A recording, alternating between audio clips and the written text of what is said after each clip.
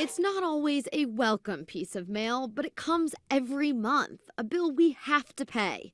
The bills are starting to get more and more unaffordable. Keeping the lights on is a non-negotiable for this businesswoman, Jay Hedges. But paying the electric does come with a choice. Let me explain. Ohio is a deregulated state, which means you don't have to pay Duke Energy rates. You can switch.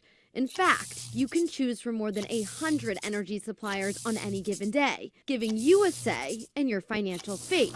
Still, Jay claims that the endless options are confusing, and she doesn't believe they save her any money. The kilowatts and everything like that, I don't know what to compare it to. It's just a bunch of numbers. Why do you feel that that increases your bill? That's a good question. Honestly, I don't know. OSU conducted a study reviewing a 9-year period from 2014 to 2023, looking at prices offered every single day. Consistently, they found 72% of these alternative electric choices are not a money saver. In fact, they were more costly than the default, in this case, Duke Energy. And in some areas, the odds to save were much worse.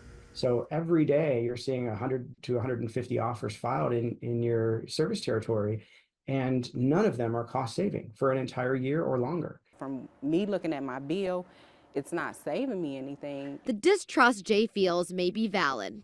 The Public Utilities Commission of Ohio fined Smart Energy $122,000 after lying about things like being protected from rate increases. And they banned Green Choice Energy from Ohio, fining them over $1 million for 159 violations, like forging customer signatures. A reason why Jay and so many others probably stick with Duke, even if a program does save you money, like Cincinnati's municipal aggregation program. We've saved 17% off of Duke's rate for the past 5 or 6 years. Why don't people all do it then? I think there's a lot of distrust with energy providers, right? Sometimes people are not completely honest when they come to your door and try to sell you something. And so people have a lot of faith in our investor-owned utilities like Duke Energy. Every single year in May, the city opts you into this program. Then Dynegy shows up on your Duke bill. It's on you to opt out. It didn't really make you feel empowered about choice. We never made a choice. The choice was made for us.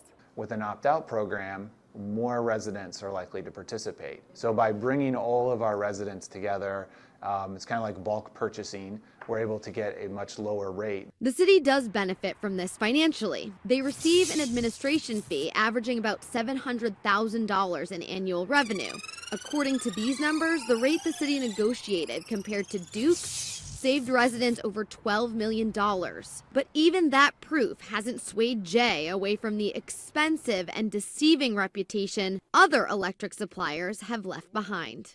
If I'm just dealing with Duke and it's high this month and then it's low that month and whatever, if it fluctuates, I know that I'm dealing with one company. And I don't want to have to sit there and try to sort through the numbers to see if Dynegy's rate is cheaper than Duke's or if it's cheaper than any of the other third-party companies.